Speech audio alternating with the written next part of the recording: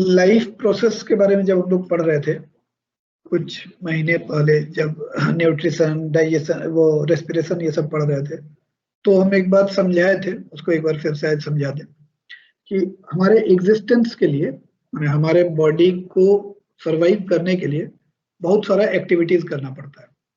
कहीं से फूड लेना पड़ता है, फूड से हम लोग एनर्जी लेते हैं, सेल्स बनाते हैं। ये दो काम है फूड का, एनर्जी में कन्वर्ट करते हैं उसको, और सेल्स माने बायोसिंथेसिस और एनर्जी जो ले रहे हैं। उसके अलावा अब एनर्जी को ऑब्टेन करने के लिए फिर रेस्पिरेशन चाहिए, है ना। सेल्स के फॉर्मेशन के लिए मेटाबॉलिज्म चाहिए, और ये सारे प्रोसेस में कुछ कुछ जनरेट होगा, प्लस सारे ऑब्जेक्ट को, माने डाइजेस्टेड फूड पार्टिकल्स को एंड वेरियस पार्टिकल्स को एक जगह से दूसरी जगह तक पहुंचाने के लिए एक सिस्टम चाहिए। सर्कुलेटरी सिस्टम पढ़े थे, तो respiratory system, circulatory system, digestive system, उसके बाद एक्सक्रीटरी सिस्टम, ठीक है। इस तरह करके हम लोग एक एक करके सिस्टम देखते गए, बहुत सारा सिस्टम्स हुए। एक आदमी के पैदा होने से लेकर के और उसके मरने तक ये सारे सिस्टम्स का जरूरत है। जैसे ही इसमें से कोई भी सिस्टम ठीक से काम करना बंद कर देगा, तो वो एक दिन में तो नहीं सही, लेकिन धीरे धीरे धीरे कुछ दिन में वो खत्म हो जाएगा, ठीक है। ये सारे सारे को हम लोग बोलते हैं life process 1। But at the same time living organism को ये पता है, कहना गलत होगा, मतलब हम उस सेंस में नहीं बोल रहे हैं कि हम लोग के जैसा नॉलेज सबको है, क्योंकि सारे ऑर्गेनिजम्स को तो नॉलेज नहीं है, प्लांट को तो नॉलेज नहीं है, लेकिन हमारे सेल्स में कहीं ना कहीं ये इनहेरेंट इंफॉर्मेशन हम लोगों के का स्टोर्ड है कि हम लोग हमेशा सर्वाइव नहीं करेंगे। हम लोग दिन रात सोचते नहीं इसके बारे में कि अरे, कोई किसी से नहीं पूछता है कि और 300 साल बाद आप रहिएगा, कोई नहीं पूछता है, ठीक है। सब यही पूछता है कि, और बल्कि जानते हुए भी कि 300 साल बाद नहीं रहेंगे, लेकिन हम लोग भारत को हिंदू राष्ट्र बनाना चाहते हैं कि 500 साल बाद यहाँ सिर्फ हिंदू रहे। ये कुछ विचित्र नहीं है सोचने का तरीका। 300 साल बाद हम ही नहीं रहेंगे, लेकिन 500 साल बाद भारत कैसा रहना चाहिए उसको लेकर के ये मेरा पर्सनल ओपिनियन था।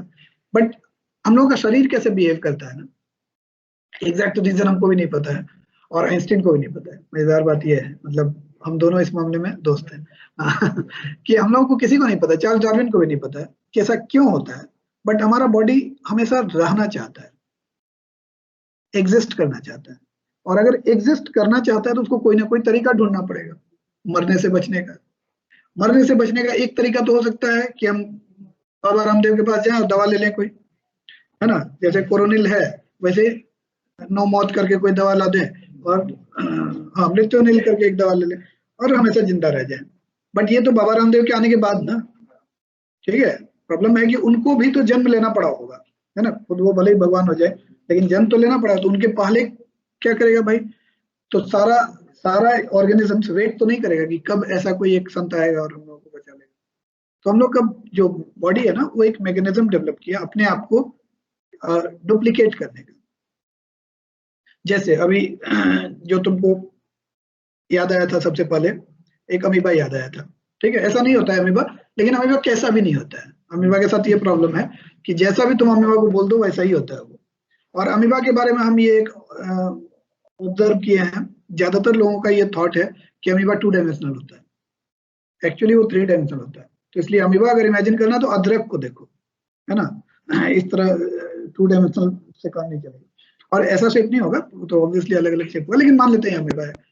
और अमीबा को पता है कि एक ना एक दिन मेरा हम खत्म हो जाएंगे, तो कितना सिंपल सा टेक्निक निकाला देखो कि भाई हम एक से धीरे धीरे धीरे ग्रो करते करते करते करते 2 हो जाएंगे और डिवाइड कर जाएंगे। ये तो हम लोग जानते हैं, है ना। इस तरह से अमीबा 1 से 2 हो गया, 2 से फिर 4 हो जाएगा, 5 हो जाएगा। अब वो अमीबा पहला वाला हो सकता है खत्म हो गया, बट दूसरा रह गया। यहाँ पे ना बहुत सारे लोग एक बड़ा विचित्र और बड़ा फिलोसॉफिकल बात बोलते हैं, जो बहुत अच्छा भी है, सुनोगे।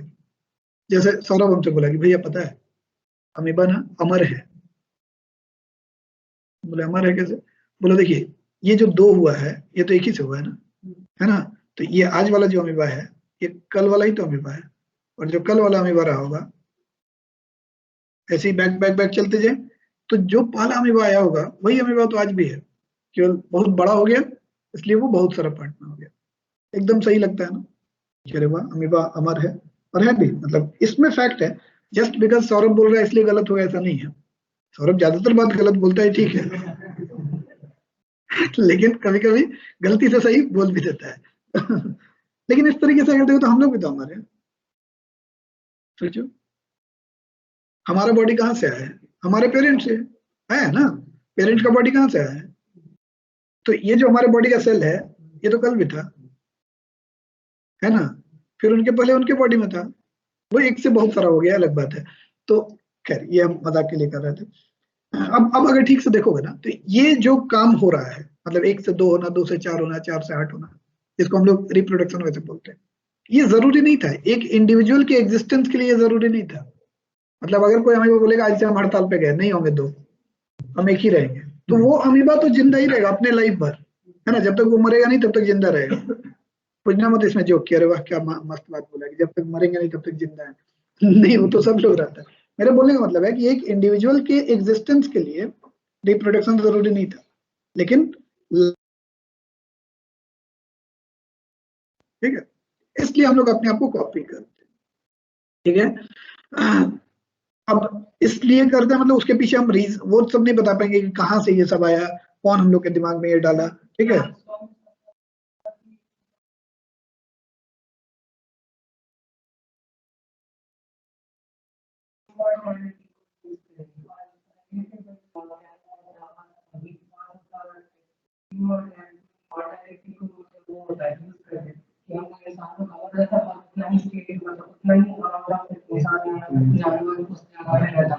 उसको हम ठीक से समझाते हैं, इसको और अच्छे से समझाते हैं, ठीक है। मतलब कंडीसिव अगर सिचुएशन होगा तो मतलब अलग अलग स्पीसीज आएंगे, हम लोग उस पर धीरे धीरे आएंगे, ठीक है। वहां तक पहुंच रहे हैं, वहीं तक पहुंचने के लिए हम ये भूमिका बना रहे थे। तो इतना तो है कि हम लोग को कॉपी करना पड़ेगा, रीजन किसी को पता हो नहीं पता हो, लेकिन ऐसा होता रहता है। और जब हम कॉपी करेंगे, कॉपी का मतलब ही तो हुआ सेम, ठीक है। तो नेचुरल बात है, अगर कॉपी करें और सेम नहीं हो तब हमको गुस्सा आना चाहिए। हम फोटो कॉपी करवाने गए और फिजिक्स का प्रिंट, फिजिक्स का दिए थे, उधर से निकल गया केमिस्ट्री का, तब ना आश्चर्य होगा। अगर जो पेज दिए थे वही पेज निकला, तब तो कोई दिक्कत नहीं है। तो नेचुरली कॉपी होगा तो सेम होगा, but then accidents do take place. Copy करने में कभी ऐसा हो सकता है कि फोटो कॉपी में एक किसी अल्फाबेट पे, किसी लेटर पे एक डॉट आ गया, इंक कहीं ज्यादा हो गया, कुछ हो गया, हो सकता है, ठीक है। तो वैसा ही रियल लाइफ में भी जब ऑर्गेनिजम्स अपने आप को कॉपी करते हैं ना, तो बहुत बार कॉपीइंग के समय हूबहू अपने आप को कॉपी नहीं कर पाते हैं, और कुछ वेरिएशंस आ जाते हैं। एक जनरेशन से दूसरे जनरेशन में जब हम लोग जाते हैं, ह्यूमन बीइंग को ले लो, किसी किसी भी जानवर को ले लो, तुम किसी भी एनिमल को, प्लांट को, किसी को भी ले लो, तो आम का जो पेड़ होगा उसके बीच से लीची का पेड़ नहीं निकलेगा कभी, है ना। अब बोलोगे कि लीची और आम में भी कुछ सिमिलरिटी है, दोनों में पत्ता होता है, दोनों में स्टेम होता है, वो अलग चीज है, लेकिन ये तो अलग अलग। आम के पेड़ से आम का ही पेड़ निकलेगा, लेकिन आम के बीज से, लेकिन उसमें भी कुछ डिफरेंस रह सकता है पिछले वाले से। तो वेरिएशन वाला जो पार्ट हो गया वो, और कॉपी करने वाला जो पार्ट हो गया, ये दोनों मिला करके, दोनों जरूरी है, दोनों मिला करके ही लाइफ को सस्टेन कराता है। ये ना थोड़ा सा लगता है कि ये कॉन्ट्राडिक्टरी वर्ड है यार। If copying is needed for life to exist, then how can variation play a role? And if variation plays a role, तब तो कॉपिंग होना नहीं चाहिए था ना। तब तो नहीं कॉपी होता और वो कुछ और बन जाता, मतलब कि एक पैरेट से पता चला कि एक स्पैरो निकल गई, ठीक है। एक स्पैरो अपने आप को कॉपी करने के चक्कर में पता चला एक स्नेक बन गया, है ना। इस तरह होता नहीं। दोनों कैसे जरूरी है वो बताते हैं, कैसे समझाते। Heredity and evolution. तो हम लोग को इवोल्यूशन वाला पार्ट नहीं पढ़ना है, लकीली। लकीली मतलब क्या, अभी सिलेबस हटा दिया है कुछ कुछ, लेकिन निकल ही जाएगा मेरे मुंह से, क्योंकि दोनों इंटर रिलेटेड है, तो बट रटेंगे नहीं उसको। अभी हम लोग सिर्फ हेरिडिटी वाले पार्ट पे जाएंगे। हेरिडिटी मतलब सिमिलर ट्रेट्स का आगे बढ़ना, और इवोल्यूशन मतलब कि वेरिएशंस का आगे बढ़ना, ठीक है। तो कैसे वेरिएशन रोल प्ले करता है, ये वाला पार्ट पढ़ना है हम लोगों को, वो समझ लो। मान लेते हैं कि एक कोई ट्रायंगल है, ये अपने आपको, और ये अपने आप को कॉपी कर फिर से एक ट्रायंगल बनाए, फिर वो एक ट्रायंगल बनाए, मतलब 1 से 2 4 10 50 हजार ट्रायंगल बने, ठीक है। और एक दिन कहीं कोई हम एक ऐसा वाल बनाए हैं अपने घर के आसपास, कहीं पे एक वाल बनाए हैं जिसमें हम ट्रायंगुलर ट्रायंगुलर शेप का, मतलब रफ वो बनाए हुए सरफेस पे। अब क्या होगा, जैसे इस रफ सरफेस पे जाकर के वो ट्रायंगल सब आएगा तो सारा फंस जाएगा यहाँ, और सारा ट्रायंगल यहाँ फंस करके और खत्म हो जाएगा। समझ में आया क्या बोले? अगर इस तरह का हम एक जाली बना दें जिसमें कि सारा ट्रायंगुलर चीज सब फंस जाया करके, तो सारा ट्रायंगल खत्म हो गया। ये हो सकता है कि यार ट्रायंगल खत्म हो गया तो हमको क्या फर्क पड़ता है, मेरे जीवन में क्या आता है। इसको अब तुम रियल लाइफ से रिलेट करो। मान लो ये सारा लिविंग ऑर्गेनिज्म है, और जिसको हम ट्रायंगल बोल रहे हैं, ट्रायंगल इज अल्टीमेटली कैरेक्टरिस्टिक कि 3 साइड है, 3 वर्टिसेस है। वैसे ही किसी का कैरेक्टरिस्टिक हो सकता है कि उसका रेड कलर का है या ग्रीन कलर का है, मतलब या फिर आवाज का जो टोनल क्वालिटी है, इस तरह अलग अलग बहुत सारे कैरेक्टरिस्टिक। अगर एक ऐसा सिचुएशन आया कि एक पर्टिकुलर कैरेक्टरिस्टिक के होने की वजह से सारा का सारा ऑर्गेनिज्म बीमार पड़ गया। मान लो सबके पास नोज है, और कोई ऐसा जर्म है जो कि नोज को अटैक करता है, जैसे अभी किया ना कोरोना, क्या किया, हाथ पैर को तो अटैक नहीं कर रहा है, लंग्स को ही अटैक कर रहा है ना। तो जो सब ऑर्गेनिज्म है बिना लंग्स का है, वो लोग हम लोग को आकर के बोलेगा कि बड़ा हीरो बनता था, बोलते थे लंग्स निकाल दो, है ना, और दो लंग लेके घूमता था। तो जिसके पास लंग नहीं है उसको कोरोना कुछ करेगा ही नहीं, क्योंकि तो कहने का मतलब कि अगर सेम है और कोई ऐसा एक सिचुएशन आ गया जिसमें कि वो सेम कैरेक्टरिस्टिक वाला सब खत्म हो जाएगा, तो एक साथ पूरा का पूरा लाइफ खत्म हो जाएगा।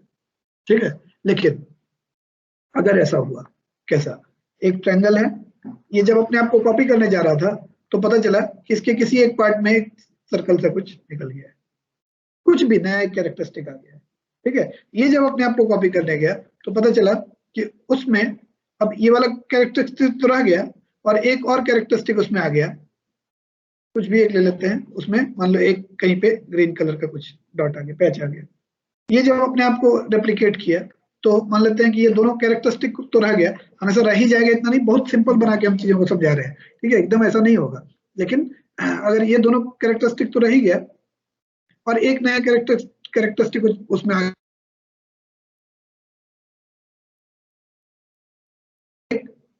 प्रोट्रूजन बाहर निकला हुआ है, इस तरह करके वेरिएशन आता जाएगा।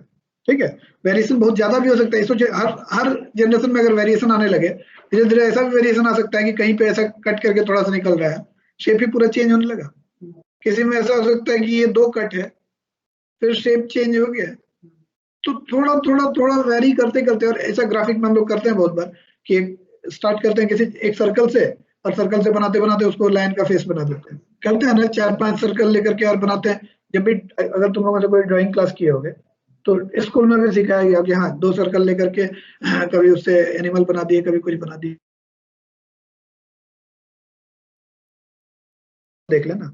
तुम अगर हर दिन अपना फोटो लो, और अभी तो पॉसिबल है वो करना, है ना, अगला 2-4 महीने तक हर दिन एक ही जगह जाकर के खड़ा होकर के, एक ही पोज पे खड़ा होकर के, सिर्फ चेहरा का या पूरा बॉडी का ही लो, चलेगा, चेहरा का लोगे तो बेटर होगा। और उसके बाद 3 महीने बाद, 4 महीने बाद क्या करो, सबको कंपाइल करो और एक वीडियो बना करके फोटो सबको एक साथ चला दो कि 1-1 सेकंड बाद या आधा सेकंड बाद आए। तो देखोगे धीरे धीरे धीरे धीरे तुम्हारा चेहरा चेंज होते होते थोड़ा सा चेंज होगा, बहुत नहीं होगा क्योंकि 3-4 महीने की बात है, बट इसको अगर over a period of 5 million year हम लोग कर ले तो बंदर से आदमी बन जाएगा। और ये एक देखे भी थे, ये वीडियो एक आया भी था जिसमें दिखाया था कि डिस्कवरी है किसी में था, तो थोड़ा थोड़ा चेंज करते करते करते करते वो फाइनली हम लोग का जो अभी मॉडर्न फॉर्म है उसको दिखाया था।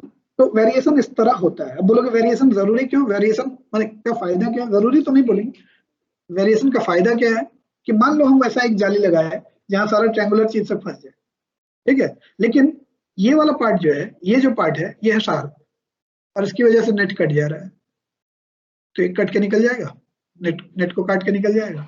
जैसे हम ही लोग में मान लो कि दांत है हम लोग के पास, ये एक मान लो कि वेरिएशन है और डिफेक्ट है ये, कि हम लोग को रहना था सॉफ्ट और एक हार्ड पार्ट निकल गया। शुरू में तो ये मेरे लिए मुश्किल हो सकता है, लेकिन उसी समय कोई हमको पकड़ने आया और हम उसको काट दिए और इसके चलते हम बच गए, तो ये वेरिएशन मेरे काम आया।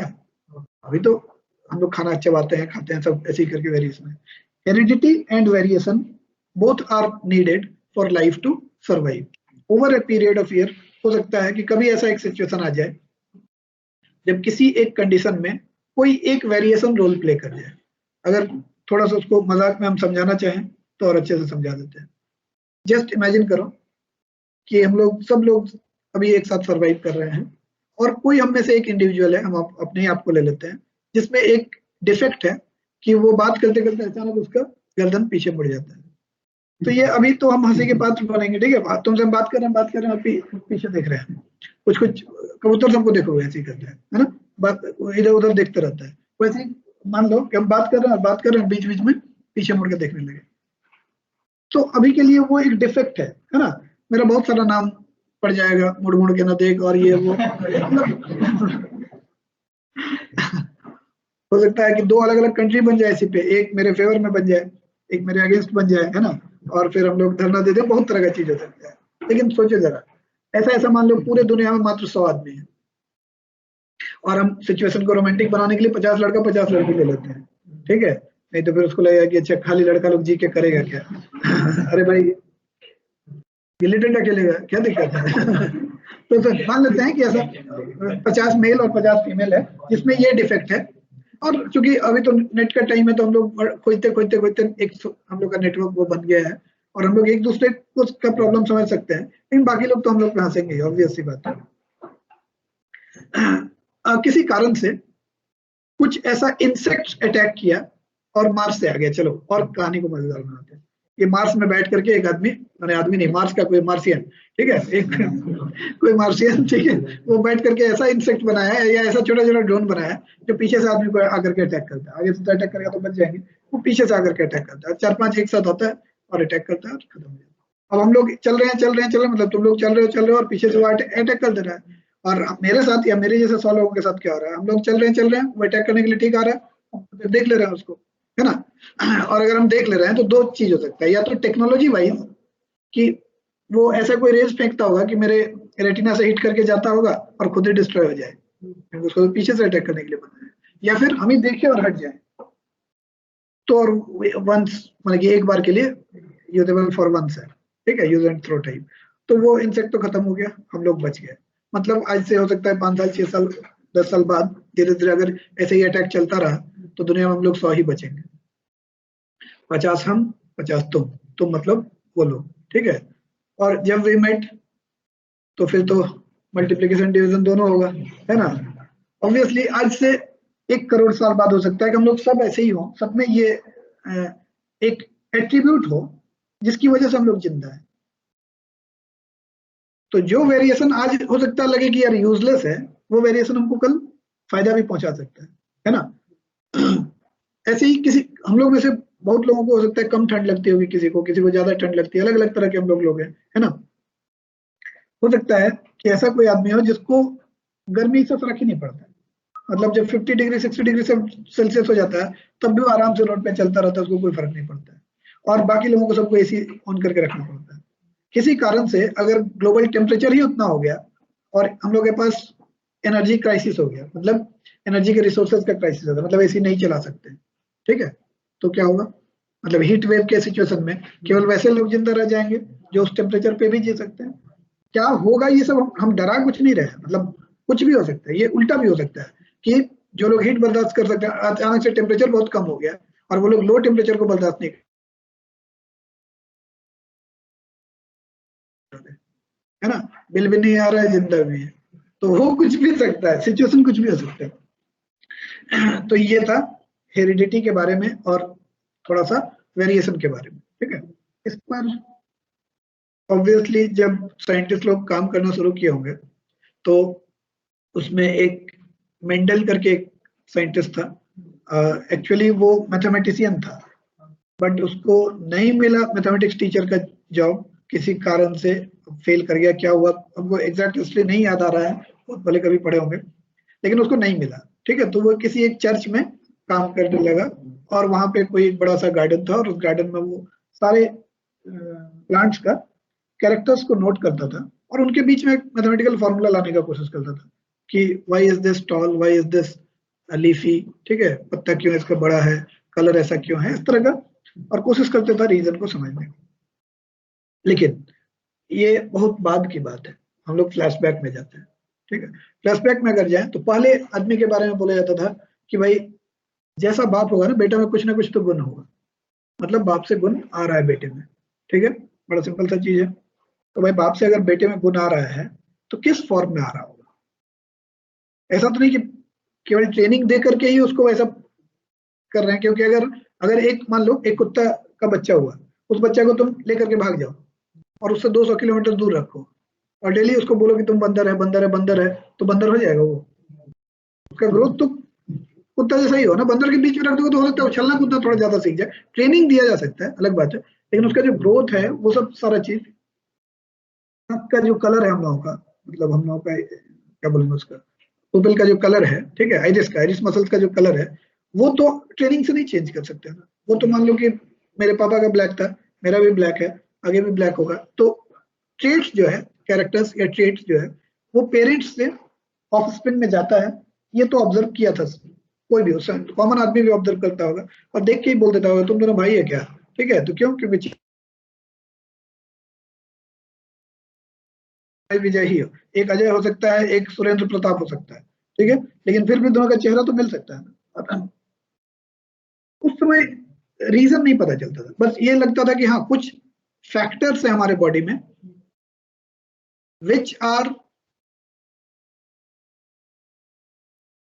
मान लो ऐसे बोल देते हैं कि जैसा मेरा टोनल क्वालिटी फटा हुआ बांस जैसा है ना, ठीक है, अरे हाँ मतलब वो टन टन वाला आवाज तो नहीं है ना, तो उसको क्या हस्की वॉइस है, ये मेरा जो टोनल क्वालिटी है, इसको एक ट्रेट मान लेते हैं। मेरे आंख से उनका खासियत देखना, जब हम मुस्कुराते हैं या हंसते हैं तो आंख गायब हो जाता है, और क्या है ना, तो इतना छोटा है वो बस देखने के लिए ही है, मतलब मिनिमम पे काम चला रहा है। झूठ फूट का कि तुम आंख मेरा देख करके खुश रहो, ऐसा नहीं है, तो कंजूस है उसमें।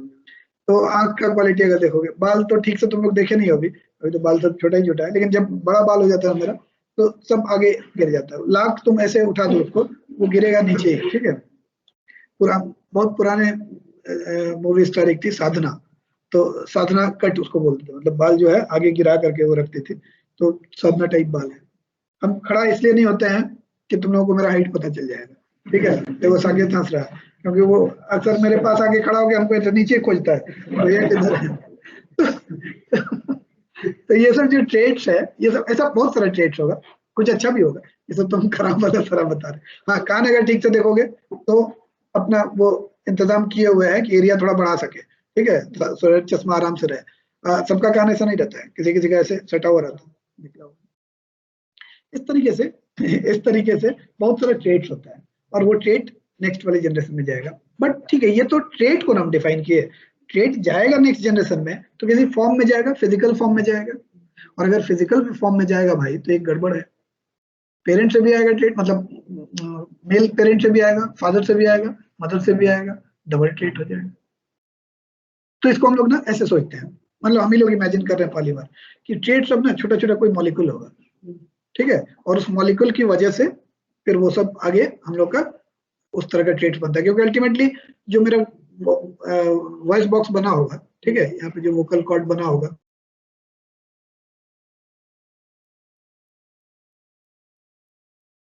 रिस्पॉन्सिबल होगा उसके लिए, है ना। तो अगर अगर फादर से और मदर से दोनों से, ये ले लेते हैं कि फादर से एक फैक्टर आया, उसको फैक्टर बोल रहे हैं, which is responsible for that trait, और ये मदर है, ये यहाँ से भी एक ट्रेट आया, ठीक है। अब तो जो बच्चे में तो दो ट्रेट हो गए, नहीं, अब जब ये कभी शादी करेगा बेचारा, इसके बॉडी से दो ट्रेट जाएगा, और इसकी वाली जो गर्लफ्रेंड है, जो शादी कर रही है इससे, गर्लफ्रेंड किसी और की होगी पता नहीं, शादी तो इसी से कर रही है, ठीक है, उसके पास भी दो ट्रेट होगा, इसके पास से दो ट्रेट आया, चार ट्रेट हो गया ना। या तो ये शादी करने का इरादा छोड़ दे या फिर करे। अब अगर ये शादी करता है चार ट्रेट वाले से तो आठ ट्रेट हो जाएगा उसके बच्चे में। अगर दो वाले से शादी करता है, मान लो इसकी कोई दान वान बची रह गई थी और उससे शादी करता है, ठीक है, तो फिर छह ट्रेट हो जाएगा, एक मतलब छह फैक्टर हो जाएगा। थोड़ा गड़बड़ लग रहा है यार, ऐसे में तो फिर फैक्टर बढ़ता जाएगा बढ़ता जाएगा बढ़ता जाएगा, और एक दिन पता चलेगा हमारे शरीर में केवल फैक्टर्स ही फैक्टर्स है, सांस लेने का जगह ही नहीं है। पता नहीं लग रहा है थोड़ा सा, ये मतलब कि ये जो मॉडल है ना, ये किसी भी तरीके से ना लॉजिकल है ना सर्वाइवेबल है, मतलब पॉसिबल ही नहीं है। तो फिर आ, सोचना शुरू किया साइंटिस्ट लोग कि क्या होता होगा, और वहां पे मेंडल का जो एक्सपेरिमेंट था वो काम आया, और उस समय गूगल नहीं था, हो सकता है गूगल आगे भी नहीं रहे, लेकिन अभी कम से कम ये रोल है गूगल का कि जो भी डेवलपमेंट होता है सारे लोगों को पता चल जाता है उससे रिलेटेड।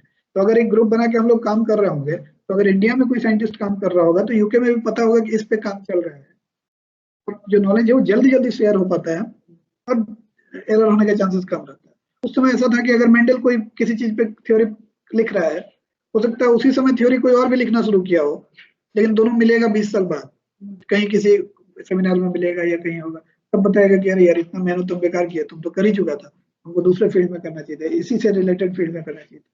बट जो भी है, फास्ट वैसा ही था। उसी में बहुत तरह का डेवलपमेंट हुआ, इसलिए अलग अलग बुक पढ़ोगे तो अलग अलग वर्ड्स भी पढ़ोगे, कहीं कहीं वर्ड पढ़ोगे एलएलई, तो डरना मत, बहुत ज्यादा परेशान मत होना, कंसेप्ट को समझो। हम जिसको फैक्टर बोल रहे हैं ना, उसी को कोई एलएलई बोला होगा, है ना, उसी को कोई एबीसी बोला होगा और वो उसका बुक नहीं छपा होगा, ऐसा भी तो हो सकता है। हम ही बहुत सारी चीज तुमको पढ़ा रहे हैं, इस साल रिकॉर्ड हो रहा है तो वो रिकॉर्डेड है, पिछले इतने सालों से रिकॉर्ड नहीं हुआ था तो वो रिकॉर्ड नहीं हुआ, बस इतना ही तो अंतर हुआ ना। वैसे ही बहुत सारा टर्म्स रह सकता है कहीं पे, मेनली बेसिकली आइडिया वही है कि फैक्टर्स होगा, ठीक है। अब फैक्टर्स के अगर बेसिक पे भी जाएं, अगर एकदम बेसिक लेवल पे चले जाएं, एक बच्चे से ही स्टार्ट करें, तो उस बच्चे में एक फैक्टर आया होगा बाप से, एक फैक्टर आया होगा माँ से, ठीक है, मदर फादर दोनों से आया होगा। मतलब इतना तो पक्का है कि अगर उस बच्चे को ही जीवन इस वर्ल्ड का पहला एंटिटी माने, जो फिर अपने अपने कॉन्ट्राडिक्टरी होगा, ठीक है, फिर माँ बाप कहाँ से आए, है ना, लेकिन हम जस्ट अभी मैथमेटिकली समझने के लिए उसको ही अगर पहला एंटिटी माने, तो उसमें दो फैक्टर तो है ना, और वो दोनों फैक्टर एक ही चीज के लिए रिस्पॉन्सिबल होना चाहिए। जैसे मान लो मेरा टोनल क्वालिटी, ठीक है, और वैसे ही मेरे पार्टनर का टोनल क्वालिटी, दोनों के टोनल क्वालिटी के लिए हमारे बॉडी में एक फैक्टर होगा, और वो फैक्टर नेक्स्ट जनरेशन में जाएगा, तो उसके पास दो फैक्टर होगा, मतलब मेरे पास भी दो फैक्टर रहा होगा सेम चीज के लिए, एक मदर से आएगा एक फादर से आएगा। ये अब समझाना मुश्किल हो रहा था कि अगर मेरे पास भी दो ही है और नेक्स्ट जनरेशन में भी दो ही है तो कैसे हुआ होगा। तो उसको समझाने के लिए कुछ मेंडल एक्सपेरिमेंट किया। उसमें क्या किया, वो बहुत सारा मटर का प्लांट को स्टडी किया, ठीक है, पी प्लांट को स्टडी किया, और पी प्लांट को जब स्टडी कर रहा था तो उसमें जो कैरेक्टरिस्टिक्स था वो सब पहले नोट किया हो। जैसा देखा कि basically on the basis of the form of seed, दो तरह का उसको पी प्लांट दिखा, एक जिसमें कि ग्रे एंड राउंड सीड है और एक जिसमें व्हाइट है लेकिन रिंकल्ड सीड है। उसके बाद कॉटिलिडन्स के बेसिस पे देखा तो कुछ पी प्लांट्स में येलो कॉटिलिडन है, कुछ में ग्रीन कॉटिलिडन है। On the basis of flower देखा तो व्हाइट और वायलेट है। अच्छा, पर्पल और वायलेट सेम होता है क्या? नहीं ना, तो ये वायलेट है ना, कोई पर्पल बोल रहा था इसलिए हम पूछे। पर्पल थोड़ा पिंक पिंक जैसा होता है ना, पिंकिश होता है, और वायलेट थोड़ा ब्लूइश होता है, लेकिन बहुत जगह लिखा रहता है वायलेट और पर्पल सेम। आप पॉड के बेसिस पे अगर देखें तो एक जिसमें फुल पॉड था और लेकिन उसमें येलो भी हो सकता है, और वैसे ही कंस्ट्रिक्टेड, और कलर के हिसाब से देखें तो सेम पॉड येलो और ग्रीन भी हो सकता है। कंस्ट्रिक्टेड मतलब थोड़ा सा क्या कहें उसको, सिकुड़ा हुआ है, अनइवन नहीं, मतलब कि वो लगेगा कि दबाया हुआ है, ठीक है, और एक फुला फुला सा रहेगा, तो फुल रहेगा और कंस्ट्रिक्टेड रहेगा। और कलर के हिसाब से देखें तो पॉड पॉड मतलब उस जिसको छील के हमें बता देते हैं, येलो और ग्रीन हो सकता है। इसी तरह स्टेम का देखा गया तो एक में एक्सियल पॉड्स होता है और एक में टर्मिनल पॉड होता है। एक्सियल मतलब साइड साइड में, और टर्मिनल मतलब उसके ऊपर टर्म पे, मतलब टर्मिनल पॉइंट पे। और साइज के हिसाब से देखा जाए तो कुछ लॉन्ग था और कुछ शॉर्ट था, 1 फीट और 7 फीट का। हम लोग उसमें से किसी एक को लेकर समझ लेते हैं, जैसे कलर को लेकर समझ लें, लेंथ को लेकर समझ लें, हाइट को लेकर समझ लें। एनसीईआरटी हाइट को लेकर के समझाया है, वाले हाइट से समझ लें। उसका ऐसा पहला सोच था कि अगर हम एक लंबा प्लांट और एक छोटा प्लांट को लेकर के दोनों को ब्रीडिंग कराएं, मतलब उसके पोलन को इसमें डालें या इसके पोलन को उसमें डालें, तो जो नेक्स्ट जनरेशन आएगा वो क्या मॉडरेट हाइट का आएगा, मतलब 1 और 7 का के बीच का आएगा, 4 फीट का, 4.5 फीट का, या क्या होगा, ठीक है। तो होना तो चाहिए मॉडरेट। अगर हम लोग सिंपल देखें कि उससे थोड़ा लंबाई लिया, इससे थोड़ा चौटाई लिया, ठीक है, लंबाई प्लस चौटाई डिवाइडेड बाई 2, आधा लंबाई, है ना। तो मैथमेटिक्स के पॉइंट ऑफ व्यू से था तो मैथमेटिशियन ही, लेकिन वो क्या ऑब्जर्व किया उसको देखते हैं।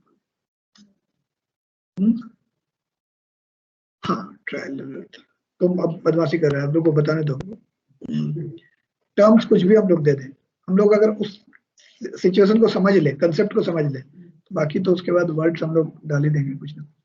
तो वो चूंकि उसके पास बहुत बड़ा एक बगीचा था और नर्सरी था, तो वहाँ एक्सपेरिमेंट कर सकता था। वो क्या किया, एक टॉल प्लांट को लिया, टॉल पी प्लांट को लेकर के, और हम जस्ट ऐसे दिखा रहे हैं कि ये एक टॉल पी प्लांट है, और एक शॉर्ट पी प्लांट को लिया, ठीक है। टॉल पी प्लांट से के किसी फ्लावर से पोलेन को लेकर के और टॉल प्लांट के ही फ्लावर में डाला, ठीक है, इस उम्मीद में कि ये प्योर होगा। प्योर हम बोल रहे हैं बट एक्चुअली उसके लिए प्योर वर्ड नहीं है, होमोजाइगस। होमोजाइगस समझने के लिए ये समझो कि जब हम एक टॉल प्लांट के एग को टॉल प्लांट के ही ओवम में डाल रहे हैं, ठीक है, तो ये भी टॉल और वो भी टॉल, इक्वल टू टॉल नहीं, तो उसके पास जो फैक्टर्स है वो दोनों ही टॉलनेस वाला ही आया है दोनों से, ठीक है। और उससे जो भी नेक्स्ट जनरेशन निकला होगा, हो सकता है टॉल निकला हो, शॉर्ट निकला हो, पता नहीं, लेकिन जो भी आएगा एक्सपेक्टेड ही कि टॉल आएगा। ऐसे ही शॉर्ट वाले से लेकर के शॉर्ट वाले में ही डाला, तो नेक्स्ट जनरेशन में जो भी आएगा एक्सपेक्टेड ही कि शॉर्ट, एक्सपेक्टेड बोल रहे हैं, ऐसा हुआ नहीं, ठीक है। लेकिन सुनेगा सुनेगा सुनेगा सुनेगा ही नहीं तो कैसे समझाएंगे यार, गजब है। आखिर बाद में रिकॉर्डिंग देखेगा यही ना, तो उसमें भी तो सुनेगा ही ना। कोई रिवाइज करता इस तरीके से कि अभी भी नहीं सुने, फिर रिकॉर्डिंग चला लिए, म्यूट कर दिए, अब बोल रहा है कि देखा वहां भी नहीं सुने यहाँ भी नहीं सुने, तो कितना बड़ा गलती कर रहा है वो, देखो उसको कान खत्म कर देना चाहिए ना अपना, नहीं सब जगह से म्यूट ही हो गया, तो अन्य से सब जगह म्यूट किया जा रहा है, बेवकूफी है ना। सुनो और 2 बार सुन लो ना, एक बार रिकॉर्डिंग में सुन लो, एक बार अभी सुन लो।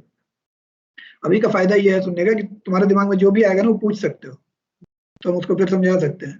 रिकॉर्डिंग में वो फायदा नहीं रहता है, पूछ तो बाद में भी सकते हो। तो सुनो क्या बताना चाह रहे थे, बुला देता है तुम लोग, कि टॉल और टॉल प्लांट का किया, और उससे नेक्स्ट जनरेशन में अगर एक भी शॉर्ट प्लांट आया, अगर गलती से भी आएगा, अगर वर्ड लगा के हम इसलिए बोल रहे हैं कि कल ना पहुंच जाए टमाटर और अंडा लेकर के, ठीक है, कि आप गलत बताए थे, हमको तो पता नहीं वो मेंडल कैसे क्या किया था, बहुत सारा चीज तो लिखा ही नहीं होगा, लेकिन उसके भावनाओं को हम समझ सकते हैं, तो उसके बेसिस पे तुमको बता दें कि टॉल प्लांट को लेकर के पहले उसके साथ किया, और अगर शॉर्ट है तो उसको छांट दिया। अब उसमें से कोई एक टॉल प्लांट फिर बचे, एक नहीं तो 4 रहा होगा, फिर सारे टॉल प्लांट्स में ही आपस में वो किया, ब्रीडिंग किया, फिर अगर कोई शॉर्ट प्लांट है तो उसको छांट दिया। ऐसा वो तब तक करता रहा जब तक कि शॉर्ट प्लांट आना बंद ना हो गया। मतलब अब वो कंफर्म हो गया कि जो भी इसमें जाइगोट है उसमें दोनों ही फैक्टर सेम है, होमोजाइगस प्लांट बोलेंगे उसको, ठीक है। इसी तरह शॉर्ट का भी किया, तो शॉर्ट का जब सेम किया, अगर एक आध टॉल उसमें निकल गया तो उसको छांट दिया, फिर जो शॉर्ट निकला था उसका उसी के साथ फिर किया, और तब तक ये करते रहा जब तक कि सारा प्लांट उसमें शॉर्ट नहीं आने लगा, ठीक है, तो उसको ले लिया। तो होमोजाइगस एक टॉल प्लांट लिया, एक शॉर्ट प्लांट लिया। अब सोचो अगर हम लोग ऐसे मान के चलें कि टॉल प्लांट में 2 फैक्टर है टॉलनेस के लिए, ठीक है, एक है जिसको हम लोग कैपिटल टी से डिनोट कर रहे हैं, डिनोट तो किसी भी चीज से कर सकते थे ना भाई, है ना, और दूसरा जो मदर से आया होगा उसको भी कैपिटल टी से डिनोट कर रहे हैं। That means in a tall plant the factor responsible for tallness are present in pair, one is from father and one is from mother. या वैसे समझ लो कि एक पोलन से है और एक ओवरी से है ना, इस तरह से, एग से। और एक शॉर्ट प्लांट लिया, शॉर्ट प्लांट्स में जो शॉर्टनेस के लिए फैक्टर रिस्पॉन्सिबल है उसको हम लोग शॉर्ट एस ना लिख करके स्मॉल टी से डिनोट कर देते हैं। तो एक आया होगा फादर से, एक आया होगा मदर से, जैसे भी आया, ठीक है। इस दोनों को जब वो ब्रीड कराया तो जो ऑब्जर्वेशन था उसका एक्सपेक्टेशन कुछ और था, एक्सपेक्टेशन था कि मीडियम हाइट का आएगा, और जो ऑब्जर्वेशन था वो था कि सारा का सारा टॉल प्लांट आएगा। ये तो बड़ा विचित्र हो गया। एक तरफ तो हम होमोजाइगस प्लांट खोजने के चक्कर में पड़े हुए थे, है ना, उसमें भी कभी कभी शॉर्ट आ जाता था, आता था ना, और फिर हटाते थे, और फिर करते करते जब हम कंफर्म हो गया कि नाउ इट इज होमोजाइगस, तो होमोजाइगस प्लांट को लिए, ठीक है, और होमोजाइगस प्लांट को लिए, और जब इसको हम ब्रीड करा रहे हैं दोनों को, इससे पोलन लेके इसके ओवरी में डाल रहे हैं, इसका पोलन लेकर के इसके ओवरी में डाल रहे हैं, चाहे जैसे कर लो।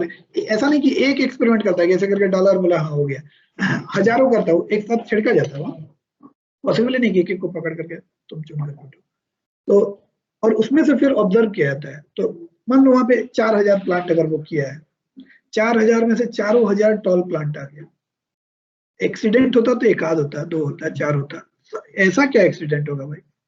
और भगवान ऐसा भी क्या नाराज हो गए होंगे, है ना, कि बोले कि रुको तुम्हारा एक्सपेरिमेंट ही गलत कर देते हैं, तुम नेचर के साथ खिलवाड़ कर रहा है। मतलब अगर हम लोग उस तरीके से जो रिलीजियस माइंड वाले होते हैं, भक्त टाइप के, उन लोगों के हिसाब से सोचे तो वो तो भगवान से छेड़छाड़ कर रहा है कि भगवान ने लाइफ दिया और लाइफ को तुम पढ़ने का कोशिश कर रहा है, समझने का कोशिश कर रहा है, और सुबह से लेकर के शाम तक वो आदमी ये लेक्चर देगा, और शाम को जब खांसी हो जाएगा तो डॉक्टर के पास जाएगा, दवा दीजिए, काहे मरो। जब तुमको नेचर मारना चाह रहा है तो तुम दवा लेकर के जिंदा क्यों रहना चाहते हो?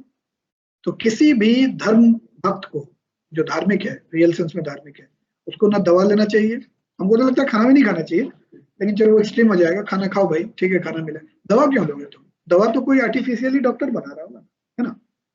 चलिए, तो हम, लेकिन ऐसा नहीं है, हम दवा भी लेंगे, ऑब्वियस है, और बहुत बार हमको पता है कि दवा फेल भी हो सकता है, और एक ना एक दिन हम मरेंगे, हमको पता है, लेकिन आज से ही मरने का इंतजाम कर लें, नहीं ना। तो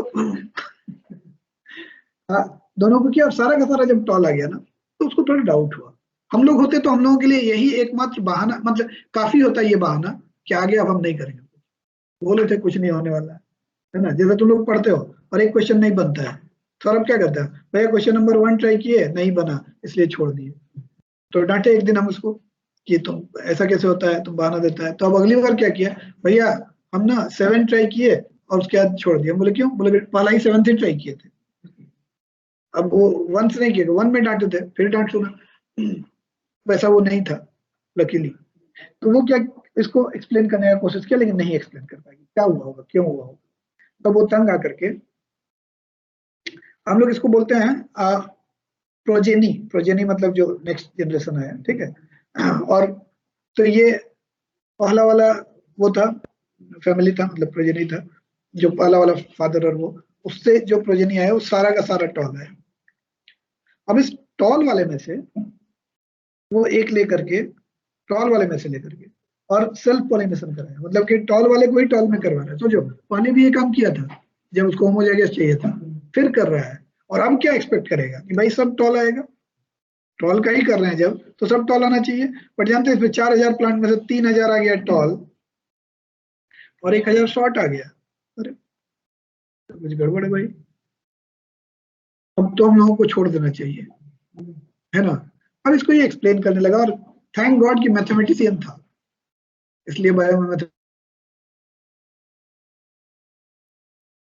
और ये सब वो सब इस तरीके से, और समझाया कि देख भाई, टॉलनेस के लिए जो फैक्टर रिस्पॉन्सिबल है, तुम सुन तो रही है, और शॉर्टनेस के लिए जो फैक्टर रिस्पॉन्सिबल है, जब दोनों का क्रॉस ब्रीडिंग किए होंगे तो हुआ क्या होगा, यहाँ से फिर से अगर 2 फैक्टर चला जाए तब तो 4 फैक्टर हो जाएगा, मतलब यहाँ से कोई एक ही गया होगा।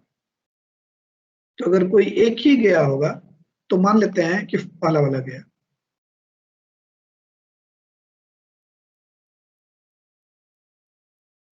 तो वहां से भी कोई एक ही आया होगा, तो मान लेते हैं पहला वाला आया, पहला वाला नहीं मतलब एक आया। एक पॉसिबिलिटी ये हो सकता है, बट यही होगा तो कॉइन टॉस करोगे तो हर बार हेड आएगा, टेल भी तो आ सकता है। तो ऐसे ही जब जब सब कुछ हम चांस पे ही छोड़े हुए हैं, तो ऐसा भी तो हो सकता है कि यहाँ से ये गया हो और यहाँ से ये आया हो, मतलब टी एम और टी एफ आया हो, ऐसा ही होगा जरूरी है। ऐसा भी तो हो सकता है कि यहाँ से ये गया हो और यहाँ से ये आया हो, मतलब टी एफ आया हो और टी एम आया हो। और ऐसा भी तो हो सकता है कि यहाँ से टी एफ आया हो और यहाँ से टी एफ आया हो। तुमको एफ लिखना नहीं है, एफ और एम, ये हम समझाने के लिए बोल रहे हैं। 4 पॉसिबिलिटी है, ठीक है। और इस 4 पॉसिबिलिटी में सब में देखा कि वो टॉल ही प्लांट आ रहा है, और ठीक से देखो तो सब में एक्चुअली तो सेम है। अगर एम और एम को हटा दे यहाँ से, टीटी है, ये टीटी है, ये भी टीटी है, ये भी टीटी है, और उसको लगा तो ऑब्वियस है कि सबको सेम आना ही था। जो भी लंबा होता तो सब लंबा होता, छोटा होता तो सब छोटा होता, है ना। दोनों से फैक्टर है, और सबका सब तो एक ही जैसा है ना। देखो जितना तो 4000 का 4000 एक आया, ये तो उसके बाद को प्रूव कर रहा है कि इसका मतलब सही है। अब उसको केवल ये बताना था कि भाई तो फिर सब लंबा क्यों है। इसका मतलब कि लंबा होने वाला जो फैक्टर है, सुन नहीं रहा संकेत, लंबा होने वाला जो फैक्टर है वो शॉर्ट होने वाले फैक्टर को ओवर पावर कर देता है, डोमिनेट करता है। So that means the factor responsible for tallness must be dominant over the factor responsible for shortness. ठीक है, यहां तक तो एक्सप्लेन हो गया कि भाई इसलिए सारा का सारा प्लांट टॉल है। क्वेश्चन अभी और है कि अगर सारा का सारा प्लांट टॉल था तो फिर नेक्स्ट जनरेशन में क्या शॉर्ट हो गया भाई, जिसको हम लोग F2 प्रोजेनी बोलेंगे। F1 प्रोजेनी ये था, ये जिसमें सारा का सारा टॉल है, ये तो पेरेंट था, ठीक है। उसके बाद ये F1 प्रोजेनी, F1 मतलब फैमिली 1, ठीक है। अब नेक्स्ट फैमिली में नेक्स्ट बार जब होगा तो क्या होगा, तो सोचिए इस बार वो सेल्फ पॉलिनेट किया है। सेल्फ पॉलिनेट मतलब इसी में से किसी एक को चुना है और उसको उसी के साथ पॉलिनेट किया है। तो अब इसमें से किसी को भी ले लो, सब तो सेम है ना। तो सब अगर सेम है तो फादर कैसा है, TT है टॉल, लेकिन उसमें फैक्टर क्या है, TRT है। और मदर कैसी है, ठीक है, उसमें भी वैसा ही है, एक टॉलनेस के लिए एक टॉलनेस के लिए। अब इस दोनों का जब हम लोग ब्रीडिंग करेंगे, पॉसिबिलिटीज देखो क्या होगा, भगवान जाने। नहीं भगवान नहीं जाने, छोड़ो पॉसिबिलिटीज खोजते हैं। यहाँ से T आएगा और यहाँ से कोई एक आएगा, किसको लाना चाहते हो, कैपिटल T ले आते हैं, सारा ही पॉसिबिलिटी लेंगे ना। ये भी तो हो सकता है कि यहाँ से कैपिटल T आया, यहाँ से स्मॉल t आया। ये भी तो हो सकता है कि यहाँ से स्मॉल t आया, वहां से कैपिटल T आया। ये भी तो हो सकता है कि दोनों जगह से। और अगर हम एकदम सही सही सोचे मैथमेटिक्स के तरीके से, तो जो हमको प्लांट मिलना चाहिए था ना, वो 3 तरह का प्लांट मिलना चाहिए था। क्यों, देखो ये दोनों सेम है,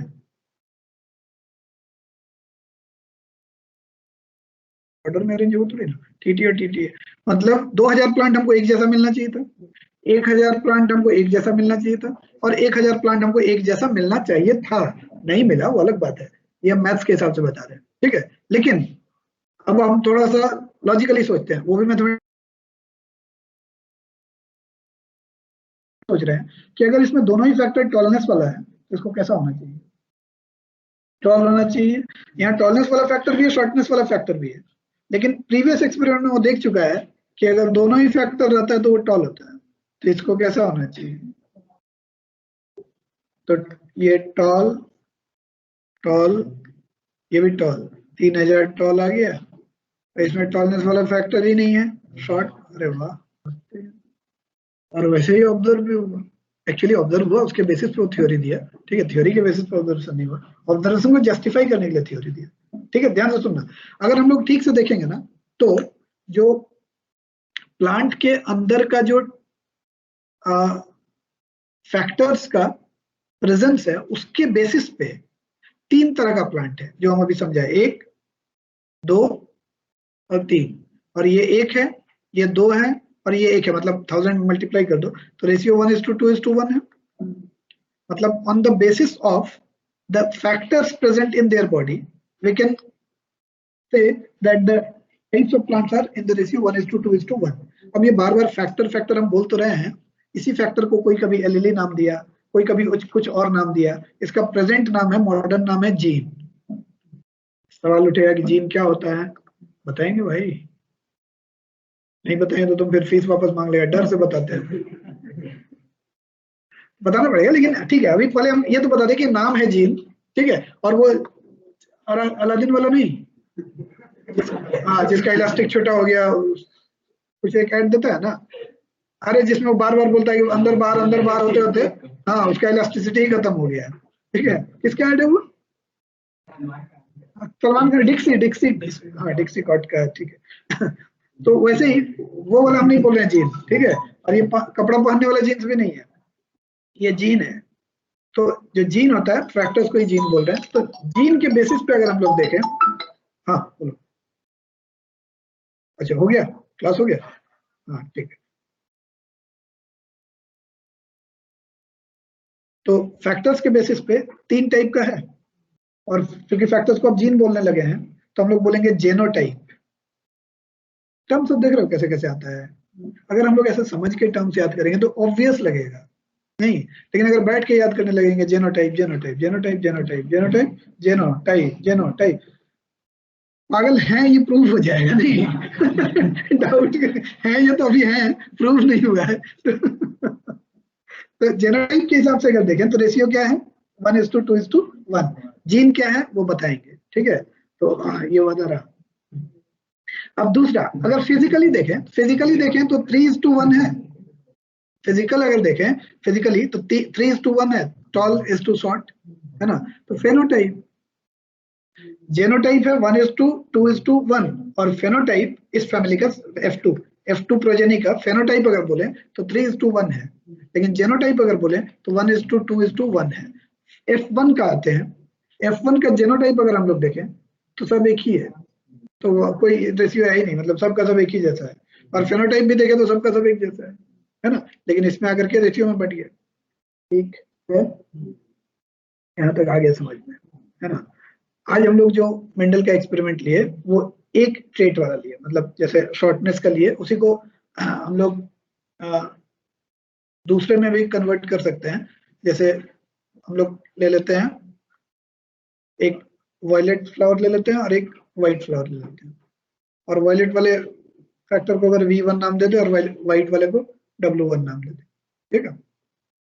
तो जब हम लोग एक वायलेट और एक व्हाइट को ले रहे हैं, देख रहे हैं सारा का सारा वायलेट मिल रहा है, इसका मतलब कि वायलेट के लिए जो फैक्टर रिस्पॉन्सिबल है वो डोमिनेंट है ना। तो एक तो आया प्रिंसिपल ऑफ डोमिनेंस, और एक आया प्रिंसिपल ऑफ सेग्रीगेटेड इनहेरिटेंस, मतलब कि जब इनहेरिट करते हैं हम लोग कोई ट्रेट तो उससे पहले सेग्रीगेट होता है।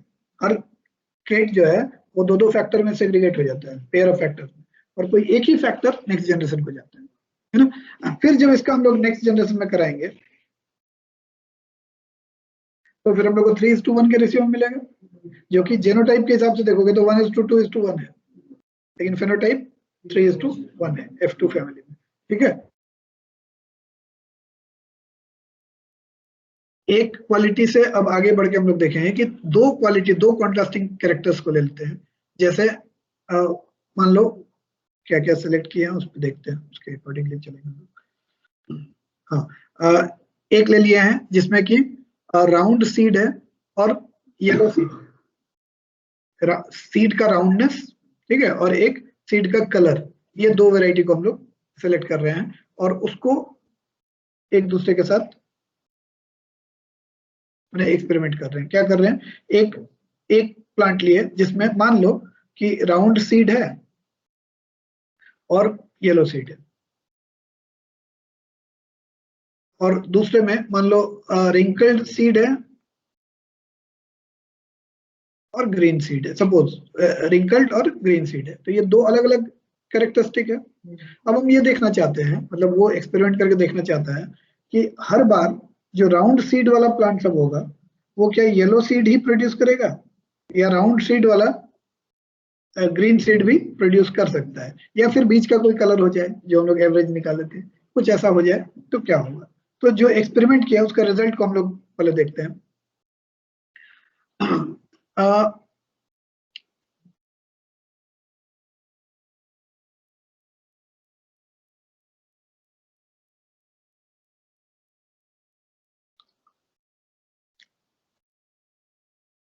मान लेते हैं राउंड सीड के लिए हम लोग कैपिटल R ले लेते हैं, कैपिटल R ही लिए है ना, हाँ कैपिटल R ले लेते हैं राउंड के लिए, और रिंकल्ड के लिए ले लेते हैं स्मॉल r।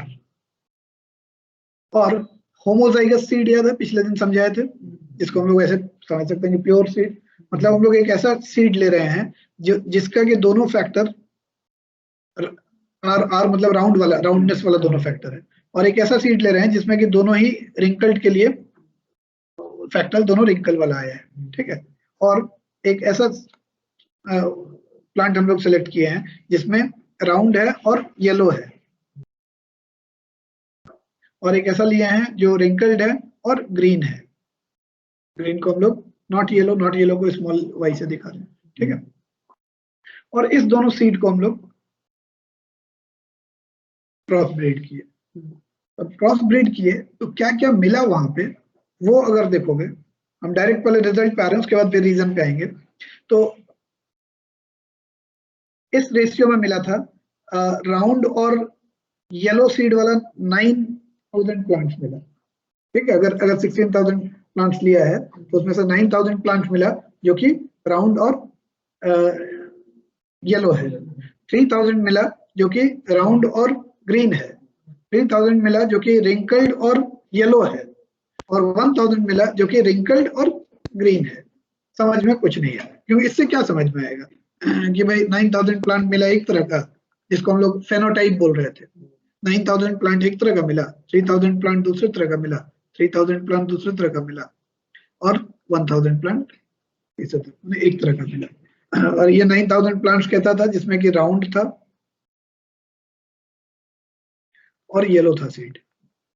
ये कैसा था जो कि राउंड था लेकिन ग्रीन था सीड। ये कैसा था जो कि रिंकल्ड था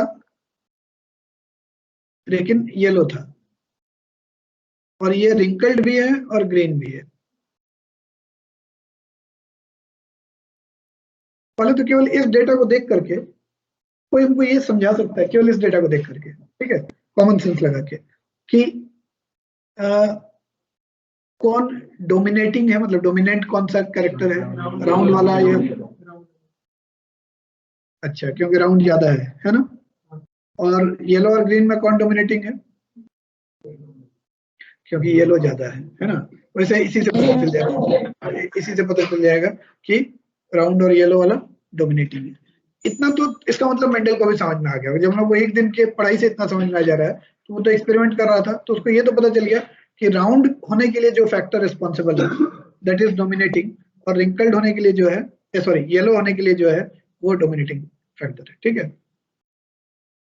अब इसको समझाया कैसे, वो क्यों हुआ ऐसे 9:3:3:1 क्यों हुआ। तो मेंडल पता नहीं समझा पाया था कि नहीं समझा पाया था, लेकिन वो खुद समझ गया एक चीज। और उसको बाद में एक मैथमेटिक्स एक पनेट नाम का एक साइंटिस्ट मैथमेटिक्स के हेल्प से हम लोगों को समझाया।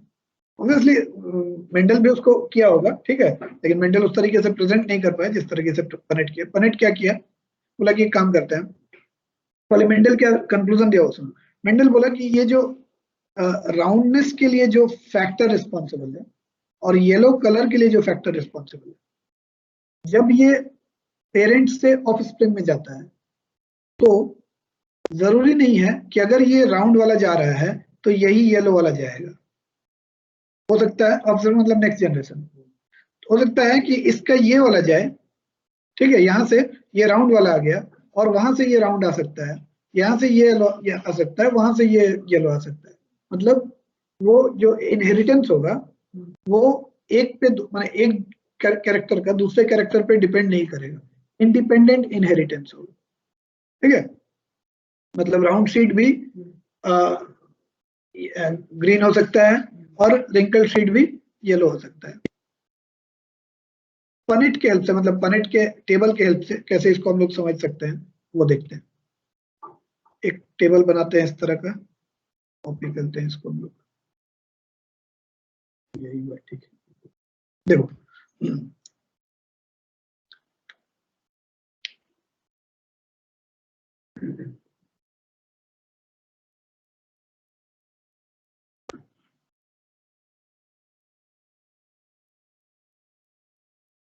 ये जो पेरेंट है इसका जब सेग्रीगेशन होगा करेक्ट फैक्टर्स का, तो क्या क्या पॉसिबिलिटी हो सकता है। ये राउंडनेस वाले से राउंड आया, येलो वाले से येलो आया, या फिर ये राउंड आया ये येलो आया, या ये राउंड आया ये येलो आया। ये कोई भी तरीके से आया, एक ही तरीका होगा जो उसका नेक्स्ट जनरेशन तक जो इसके बॉडी से जाएगा पोलन के फॉर्म में, वो यही जाएगा। वैसे ही उधर ओवरी में अगर है और उससे जो सेग्रीगेट होगा वो एक आर आएगा एक वाई आएगा, ठीक है। अब इस दोनों को जब हम लोग क्रॉस ब्रीड करेंगे, मतलब जब ब्रीडिंग करेंगे, तो क्या क्या पॉसिबिलिटी हो सकता है। तो यहाँ से रेड आया, रेड बोल रहे सॉरी, आर आया, और यहाँ से आर आया, ठीक है, यहाँ से वाई आया, यहाँ से वाई आया। मतलब फर्स्ट जनरेशन में जितना भी होगा, क्योंकि और कोई पॉसिबिलिटी है, देख ले, यहाँ से रेड, यहाँ से रेड, या यहाँ से वाई, सब में तो यही माने जो भी आएगा, एक आर आएगा एक आर आएगा एक वाई आएगा एक वाई आएगा, कोई पॉसिबिलिटी नहीं है। तो सारा का सारा जो मिलेगा फर्स्ट जनरेशन में, फर्स्ट प्रोजेनी में, सारा का सारा हम लोग को मिलेगा राउंड और येलो, अब जब इसके बाद नेक्स्ट जनरेशन माने नेक्स्ट F2 प्रोजेनी जब हम लोग लाएंगे तो ये सीड रहेगा, इस सीड का जब हम लोग पॉलिनेशन कराएंगे तो देखो किस तरह से होगा। RRYY जब सेग्रीगेट होगा तो क्या क्या पॉसिबिलिटी हो सकता है कि R के साथ Y आ जाए, या R के साथ स्मॉल y आ जाए, या R के साथ Y आ जाए, या R के साथ Y आ जाए। ये 4 पॉसिबिलिटी है, ठीक है। और इसका सेल्फ ब्रीडिंग कराया गया है। सेकेंड एक्सपेरिमेंट जब किया था प्रोजेनी वाला, सेकेंड प्रोजेनी के लिए सेल्फ पॉलिनेशन किया था, तो और इस बार होमोजाइगस सीड नहीं है ना। तो सेल्फ पॉलिनेशन जब कराएंगे तो ऑब्वियसली इसी में से कोई एक होगा जो कि मदर में भी होगा, और इसी में से कोई एक होगा फादर में भी होगा। तो इसको हम लोग एक टेबल बना लेते हैं।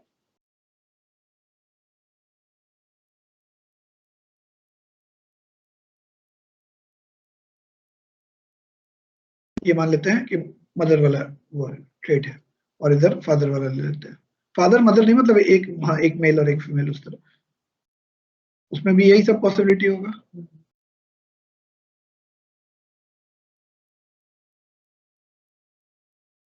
एक मिनट बोलते, हाँ फिर से बोलो। हाँ एक ही चीज हुआ वो, हाँ एक ही चीज, ऑर्डर नहीं मिला। अब देखो, अब दोनों का जब क्रॉस ब्रीडिंग करेंगे, दोनों का जब ब्रीडिंग करेंगे तो क्या होगा, यहां से ये जाएगा, यहां से ये आएगा। तो नेक्स्ट जनरेशन में मतलब F2 जो प्रोजेनी होगा उसका सीड कैसा होगा, R R Y Y होगा। लेकिन अगर यहाँ से ये गया और यहाँ से ये आया तो R R Y Y होगा।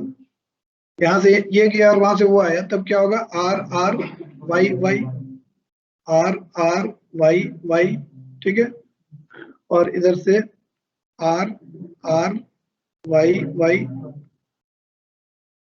R R दोनों छोटा y, और R small r, capital Y small y, R small y, यही ना, R R और दोनों कैपिटल Y होगा।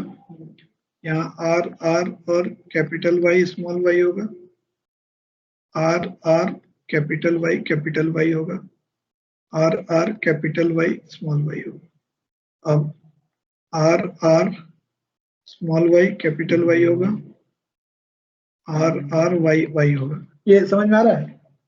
और R R Y Y होगा, R R Y Y होगा, यही पॉसिबिलिटी होगा ना, ठीक है। अब इसको थोड़ा सा हम लोग कोशिश करते हैं समझने का। देखो, अगर जो राउंड राउंड होने का जो कैरेक्टरिस्टिक है, अगर वो डोमिनेटिंग है तो ये राउंड होगा और येलो होगा, है ना। तो राउंड और येलो,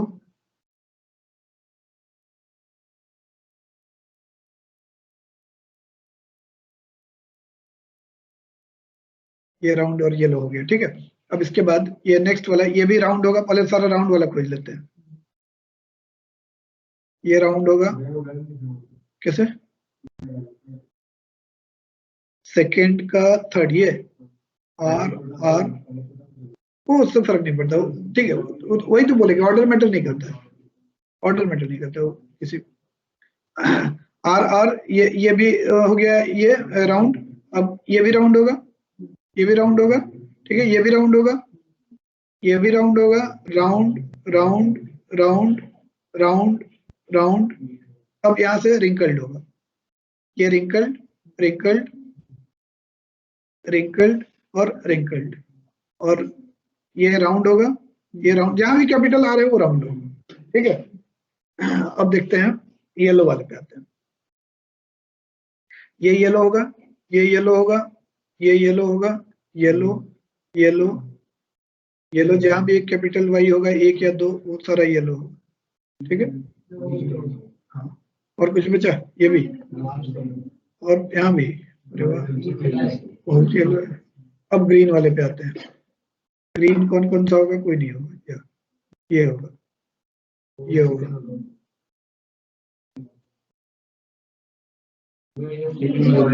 और कौन बचेगा, अरे हाँ।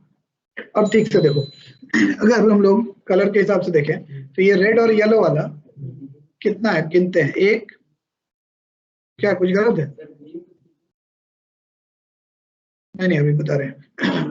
ये कितना है, मतलब सॉरी, ये राउंड और येलो वाला, 1 2 3 4 5 6 7 8, गलत गिना दिया तुम लोग। 1 2 3 4 5, ये सही गिना है ना? ये तो सही है ना? 6 7 8 9। मतलब अगर हम फिजिकली देखें तो ये 9000 इसलिए ले रहे हैं कि 9 ही तो वो किया नहीं होगा, बहुत फर्क किया होगा। तो हम मान लेते हैं कि 16,000 टोटल प्लांट है, तो 9000 आया होगा, जो कि राउंड और येलो सीड वाला होगा। ठीक है, अब उसके बाद ये रेड और ग्रीन वाला खोजते हैं, कितना कितना। रेड और ग्रीन वाला एक यहाँ है, एक यहाँ है, और कहीं है, बस 3 ही है। तो 3 हो गया, रेड और ग्रीन तो हो गया। अब हम लोग ब्लू और येलो खोजते हैं। ब्लू और येलो कितना मिलेगा, 1 2 3। अब ग्रीन और येलो खोजते हैं, ग्रीन और येलो बोल रहे हैं, ब्लू और ग्रीन, ब्लू और ग्रीन तो एक ही मिलेगा। अच्छा, ये थोड़ा सा अलग कर देने तो गड़बड़ा देने, ये कौन कौन सा 3 अभी लिए थे, ये 3 लिए।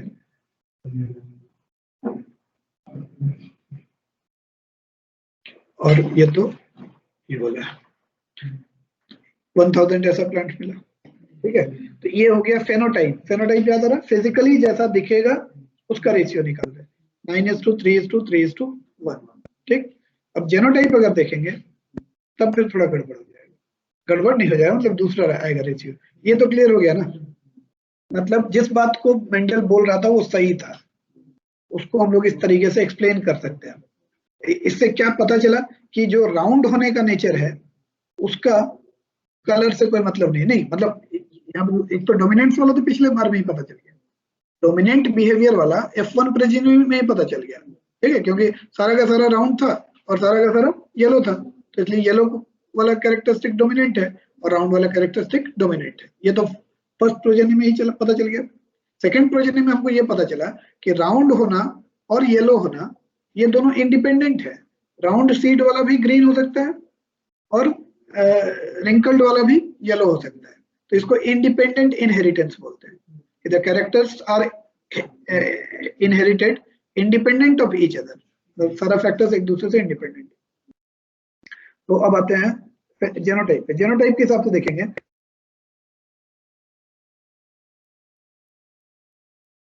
तो इसको हम एक बार पूरा को कॉपी कर लेते हैं, अब फिर से बनाते हैं। तो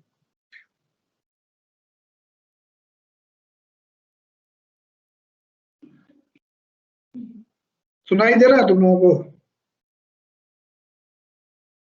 हाँ भैया।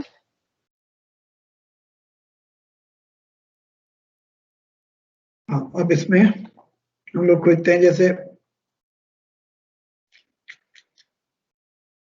ये एक मिला, ऐसा और कहीं मिल रहा है देखो, तो उसको हम पिंक से घेर देंगे। Capital R capital R capital Y वाला नहीं, एक ही मिला ना, एक। अब इसके बाद capital R capital Y small Y वाला खोजते हैं। एक, और कहीं है 2, और कहीं है नहीं ना, तो 2। अब कैपिटल आर स्मॉल आर और कैपिटल वाले खोजते हैं। एक, और ये नहीं, ये 2, और कहीं है नहीं। अब खोजते हैं capital R small Y R और कैपिटल वाई स्मॉल वाई वाला, कहीं मिले तो बताना, मिले तो बताना। ये 4 मिला, वाह। अब सब हो गया, तो बचा कहाँ है, अभी कहाँ, बहुत बाकी है। ये नहीं, हाँ ये हो गया, ये हो गया, ये सब बाकी है। कैपिटल आर और स्मॉल वाई वाला, एक तो यहाँ है, और कहीं है ये, कहीं नहीं है, कहीं नहीं, कहीं एक ही है। ये भी गया। अब इधर को देखते हैं, आर आर वाई वाई वाला है एक भी, ये है, और कहाँ है ये, और कहीं है, ये तो है ठीक, तो और कहीं है ये नहीं, बस दो ही है। ऐसा कितना है, एक ही है, नहीं दो, हाँ एक ही है, ठीक है, ये एक है, टोटल 16 होना चाहिए, और ये दोनों सेम है ना, तो 2, और ऐसा तो एक ही होगा, मैच कर लेते हैं सही है कि नहीं। कितना हुआ, 16 हुआ, देख लेते हैं जो पहले लाए हैं उससे मिल रहा है कि नहीं। 1:2:2:4:2:2:1:1 यही ना, मतलब 2 दो बार, मतलब 4 बार है 2, एक बार है 4, 1 2 3 4, 4 बार है 2, और एक बार है 4, और बाकी सब 1 है। ये हो गया जेनोटाइप, ठीक है, मतलब जीन का जिस तरीके से हुआ है। हाँ बोलो। इनहेरिटेंस एक और बार, इनहेरिट करना मतलब तो समझ रहे हो, ठीक है, कहीं मैंने पेरेंट्स से जब मिलता है ऑफस्प्रिंग को तो उसको बोलते हैं इनहेरिट करना। जैसे हम लोग इनहेरिट करते हैं प्रॉपर्टी, वेल्थ, तो मेरे पापा के पास जो था वो हमको मिल गया, तो इसको इनहेरिट करना बोलते हैं। तो कैरेक्टरिस्टिक्स भी इनहेरिट करते हैं हम लोग, फैक्टर्स इनहेरिट करते हैं, ठीक है।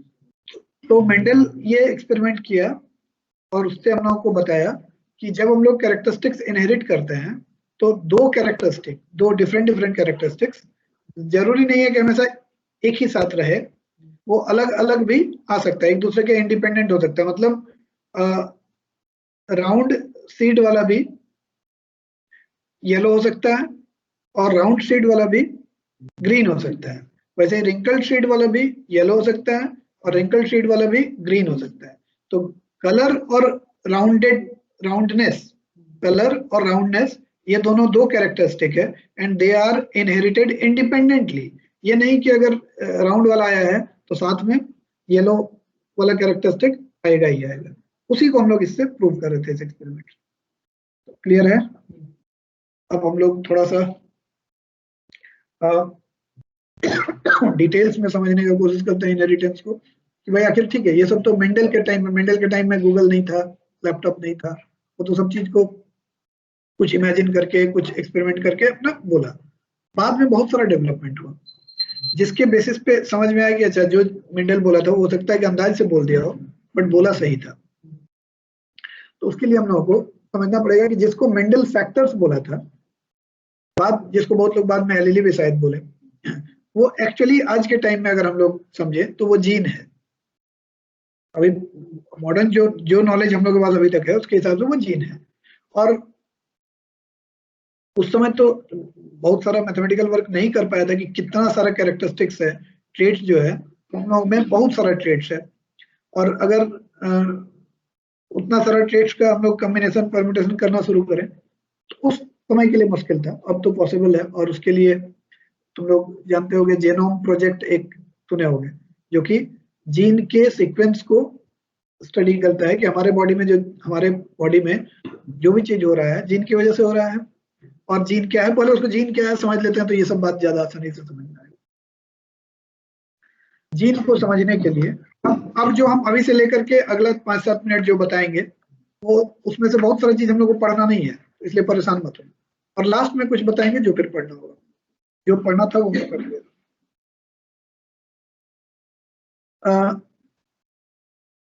करीब करीब हमको लगता है ऐसे 70 साल 80 साल पहले की बात होगी, ठीक है। कोई बायोलॉजिस्ट एक्सपेरिमेंट कुछ कर रहा था कि और डिटेल्स में न्यूक्लियस को देख सके, सेल ऑर्गेनेल्स को स्टडी कर सके। तो उसी में एक कोई साइंटिस्ट था जो कि टी स्वान या क्या नाम था, नाम हम भूल रहे हैं, बट ना चलो नाम इंपॉर्टेंट है भी नहीं, हाँ ऐसे ही कुछ था ना, हाँ। तो वो क्या किया, एक कोई डाई मतलब कलर, एक कलर कुछ डाला सेल में, तो अचानक से देखा कि कुछ क्लियर क्लियर दिख रहा है। मतलब जब तक वो कलर नहीं डाला था तब तक नहीं दिख रहा था, बट जैसे ही वो डाई डाला, कलर डाला, और कलर के लिए क्रोम वर्ड आता है, ठीक है, कलर जब डाला तो थ्रेड लाइक स्ट्रक्चर दिखने लगा न्यूक्लियस में। ये न्यूक्लियस है, न्यूक्लियस में कुछ थ्रेड लाइक स्ट्रक्चर दिखने लगा। ये सबको नाम दिया गया क्रोमोसोम्स, क्रोम से कलर और एक कलर के लिए क्रोम और जोम आ गया थ्रेड के लिए। तो कलर्ड थ्रेड लाइक स्ट्रक्चर्स को बोला गया क्रोमोसोम्स। जब बार बार स्टडी किया गया और हर न्यूक्लियस में ये मिलने लगा तो ये न्यूक्लियस का एक फंडामेंटल पार्टिकल होगा। और स्टडी किया जाने लगा कि भाई थोड़ा सा इसको सेपरेट करने का कोशिश करें, किसी तरह से कुछ करें। तो करते करते देखा कि ये जितना भी ऐसे तो नॉर्मली थ्रेड लाइक स्ट्रक्चर ऐसे रहेगा, सब एक दूसरे से मिक्स रहेगा, लेकिन उसको थोड़ा थोड़ा अलग करते करते करते जब स्टडी किया तो देखा जो number of structures such structures है वो सारे ह्यूमन बींग्स में, ह्यूमन बींग के सेल्स में सब में इक्वल मिल रहा है। अब तो और फंडामेंटल हो गया है ना। और केवल ह्यूमन बींग में इक्वल मिलता तो कोई बात नहीं थी। जब मैंने बाकी चीजों में देखा जाने लगा, सब में देखा जाने लगा कि अरे सबका नंबर अलग अलग है, मतलब ह्यूमन बींग्स में और हॉर्स में अलग अलग मिलेगा, लेकिन हॉर्स के सारे सेल्स में फिर नंबर ऑफ क्रोमोसोम्स इक्वल है। तो ये बेसिक कुछ क्वालिटी को डिसाइड करता होगा, क्योंकि ह्यूमन बींग में अलग है और हॉर्स में अलग है, मतलब यही डिसाइड कर रहा होगा कि हम ह्यूमन बींग होंगे कि हॉर्स होंगे, है ना। मतलब ये जेनेटिक नहीं कहेंगे, उस समय तक तो जेनेटिक वर्ड नहीं था, लेकिन ये इनहेरिटेंस का जो इंफॉर्मेशन रखता होगा वो इसी में कहीं रखता होगा। तो क्रोमोसोम्स बन गया इंटरेस्ट का टॉपिक। अरे वाह, कुछ तो है। तो अब इसको स्टडी करने के लिए हम लोग अगर ऐसे ही केवल देखते रहे, निहारते रहे, बोले हाँ क्या है मस्त है, तो ये हो गया किसी बीच में बैठ करके लहर को देखना, ठीक है। कि ऊपर चढ़ा तो भी देखे, गिरा तो भी देखे, हम कुछ किए नहीं वहां। ऐसा नहीं कि ऊपर चढ़ाने के लिए हम कुछ मंत्र पढ़ रहे थे या नीचे करने के लिए, ऐसा कुछ नहीं कर रहे थे, बस देखे। लेकिन अगर लहर को सिर्फ देखते रहेंगे ना, ऐसे मस्ती लेते रहेंगे, तो जब आएगा वहां पे हाई राइज और हाई टाइड और लो टाइड, तो हम लोग कुछ नहीं कर पाएंगे। लेकिन अगर उसको हम ऑब्जर्व करना शुरू करेंगे कि कितना मीटर गया, कितने फोर्स से गया, वहां अगर एक भारी चीज रखें तो किधर फेंकेगा, ये सब चीज अगर नोट करें तो शायद हम टाइड के लिए अपने आप को तैयार कर सकते हैं, है ना। कि वो कैलकुलेट करके कितना भारी ऑब्जेक्ट होना चाहिए जिसको वो उठा नहीं पाएगा।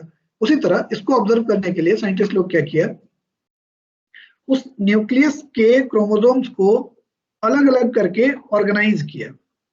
और न्यूक्लियस के लिए तुम लोग एक वर्ड शायद सुने होंगे, कैरियो, याद है, प्रोकैरियोट्स, यूकैरियोट्स। तो न्यूक्लियस वर्ड कैरियोट से आता है। तो जब ऑर्गेनाइज किया तो ऑर्गेनाइज करने से अब उसको दिख रहा है कि ये ह्यूमन बीइंग का न्यूक्लियस है, ये हॉर्स का न्यूक्लियस है, ये एलिफेंट का न्यूक्लियस है। तो न्यूक्लियस का टाइप अब पता चल रहा है, तो उसको बोला गया कैरियोटाइप। ऑर्गेनाइजेशन को, उस ऑर्गेनाइज स्ट्रक्चर को बोला गया कैरियोटाइप। और हर एनिमल का अलग अलग कैरियोटाइप होगा, ठीक है। तो जब कैरियोटाइप बनाया गया तो कुछ कुछ इस तरह का दिखा। डरेगा नहीं, ठीक है, कीड़ा मकोड़ा ये सब नहीं है। और अगर है तो सोचो हमारे बॉडी में यही है, पूरे बॉडी में, और पूरे हर सेल के न्यूक्लियस में है। ये भी नहीं कि एक आध सेल छोटा है तो उसको बोला कि नहीं रहे, ठीक है, सेल तो वैसे भी बहुत छोटा। सेल के न्यूक्लियस में इस तरह से मिला। और उसमें भी एक आश्चर्य हुआ कि ठीक है, ह्यूमन बीइंग का सब में मिल रहा है, 23 पेयर्स मिलेगा, देखोगे टोटल 46 है, बिना गिने बता दिए, देखा जादू है ना। नहीं, वो सबको पता होना चाहिए 23 पेयर्स है, ये 23 पेयर्स है। सुन, और कुछ ह्यूमन बीइंग्स में थोड़ा सा डिफेक्टिव मिला है। जैसे कुछ में तो ये दोनों सेम था, ये दोनों जैसे ये है ना, उसी तरह का दूसरा वाला भी था, बड़ा सा। बड़ा सा मतलब ठीक है, अब एकदम बड़ा छोटा बोलना गलत है, लेकिन अलग अलग दिख रहा था। जैसे कुछ में अलग दिख रहा है और कुछ में सेम था। अलग वाले को हम डिफेक्टिव बोल देते हैं, है ना, सेम वाला सही रहने देते हैं। अगर ये एक आध में होता या कुछ परसेंटेज में होता तो डिफेक्ट मान लेते हैं। लेकिन इक्वल नंबर में पाया गया, मतलब 10,000 अगर सैंपल लिया गया तो 5,000 में मिला एक जैसा, 5,000 में मिला दूसरे जैसा। और ये रैंडम सैंपल था। अब गड़बड़ होने लगा कि अब कैसे पता करें, कैसे किसको बोलेंगे तुम डिफेक्टिव है, तुम डिफेक्टिव नहीं है, होना चाहिए ना, कुछ तो यहाँ दिखना चाहिए, कुछ तो दिखना चाहिए। तो फिर एक्सपेरिमेंट ऐसे ही किया जाता है। एक्सपेरिमेंट में ना हम लोग ओपिनियन नहीं बताते हैं कि मेरा वाला जो है ना वो सबसे ताकतवर है, मेरा वाला तो बेकार है। तो बोला कि अच्छा, तो आपको पता है कि मेरा वाला का ताकत कितना? हम बोले जितना भी है कम ही है। ये मैथ्स का मतलब, ये साइंस हो सकता है कि हम बिना मेजर किए बता दिए कि तुम्हारा वाला छोटा है और मेरा वाला का ताकत ज्यादा है, मतलब ही नहीं बनता है। तो सुन, अब उसको कैसे वो लोग ऑब्जर्व किया, मतलब ऑब्जर्व करने का तरीका सीखो कैसे हो रहा है। कि वो लोग सारे लोगों का जब रिकॉर्ड लिए तो उसमें सारा चीज लिखवाए, नाम, एज की, हो सकता है एज पे डिपेंड करता हो, एज होते होते दोनों एक जैसा हो जाता होगा या एक जैसा नहीं रहता होगा। जेंडर सब कुछ नोट किया है। रीजनल, वो कि कहाँ से है, कैसा है, कि हाइट ले लो, सब कुछ ले लो, जितना कैरेक्टरिस्टिक्स ले सकते हैं। फिर जब मिलाया गया तो देखा गया कि जितना भी उसमें से मेल मेंबर है वो डिफेक्टिव है, और जितना भी फीमेल मेंबर है वो सारा में दोनों एक जैसा है। दैट मीन्स ये जो 23rd पेयर है, इसको थोड़ा यहाँ अलग से दिखाया गया है, यही 23rd पेयर हम लोगों को में डिसाइड कर रहा है कि हम मेल होंगे कि फीमेल होंगे। इसलिए इस वाले 23rd पेयर को नाम दिया गया सेक्स क्रोमोसोम। सेक्स को जेंडर बोल दो, अगर सेक्स बोलने में किसी को लगता है पाप लग गया आज हाँ नहीं, बहुत विचित्र तरह के इंसान है, ठीक है, यहाँ अलग अलग तरह के लोग होते हैं। सेक्स लिखना रहेगा तो लिखेगा प्रेफरेबली विद फीमेल, अबे वहाँ मेल फीमेल लिखना है तो सुनो, तो ये जेंडर डिसाइड करता है, इसलिए इसको सेक्स क्रोमोसोम बोला गया। बाकी को बोला गया ऑटोसोम्स, बाकी को बोला गया ऑटोसोम्स जो दोनों में सेम है, एक जैसा है, ठीक है, और इसको बोला गया सेक्स क्रोमोसोम, और उसको नाम दिया गया एक्स और वाई। ऐसा नहीं कि वाई जैसा दिख रहा है, उसका कुछ भी नाम, एक को नाम दिया गया एक्स, एक को नाम दिया गया वाई। मतलब एक फीमेल के न्यूक्लियस में, फीमेल बॉडी के सेल के न्यूक्लियस में जो सेक्स क्रोमोसोम था उसमें दोनों ही एक्स और एक्स क्रोमोसोम था, वो जो पेयर है, और लेकिन मेल में एक को एक्स नाम दिया गया, एक को वाई नाम दिया गया। यहाँ तक तो ठीक है, ये पता चल गया कि ये जेंडर बताता है, बाकी सब भी कुछ कुछ बताता होगा। तो फिर क्रोमोसोम को स्टडी किया जाने लगा। जब क्रोमोसोम को स्टडी किया जाने लगा तो पता चला कि क्रोमोसोम जो है ऐसा नहीं होता है, ठीक है, लेकिन इमेजिन करने में क्या जाता है, ठीक है, मतलब इस तरह का इतना मस्त नहीं होता। ऐसा मत समझना कि अच्छा न्यूक्लियस में घुस गया तो एकदम प्यार हो जाएगा, गजब है, देखो, ठीक है। सुन सुन सुन सुन, ये जो है ना, ये ब्लू एक बात बता देते हैं, घटिया होना एक चीज है और घटियापन दिखाना दूसरा चीज है, ठीक है। जैसे हम लोग सब अगर नंगे हो जाए तो सब के पास एक ही चीज है, तो खोल के चलते हो नहीं ना, तो क्यों खोल रहे हो बिना मतलब, बाहर निकल के खोल देना, यही दिखाना है ना कि तुम घटिया है। और ढकने के लिए कपड़ा चाहिए, दिखाने के लिए नहीं चाहिए, बात को समझो। मतलब हम लोग को ट्रेनिंग अपने आप को ढकने के लिए देना पड़ता है, ठीक है। घटिया बनने में हमको कितना टाइम लगेगा, सोच लो, बात समझोगे तो। हम कुछ समझाना चाह रहे हैं, ठीक है, और तुम उधर से अपना हीरोगिरी दिखा रहे हैं। अरे ठीक है, तुम दिखाओ, कोई आपत्ति नहीं है हमको, लेकिन अननेसेसरी नहीं ना। जब बोलेंगे नाच चमिया नाच तो नाचना, हाँ तब नाच दिखाना अपना। आज लगता बिना पिए आ गया नहीं। चल अब वापस आ, अब ध्यान से सुनेगा, नहीं तो फिर हमको बताने की जरूरत नहीं है, फिर हम क्लास खत्म करते।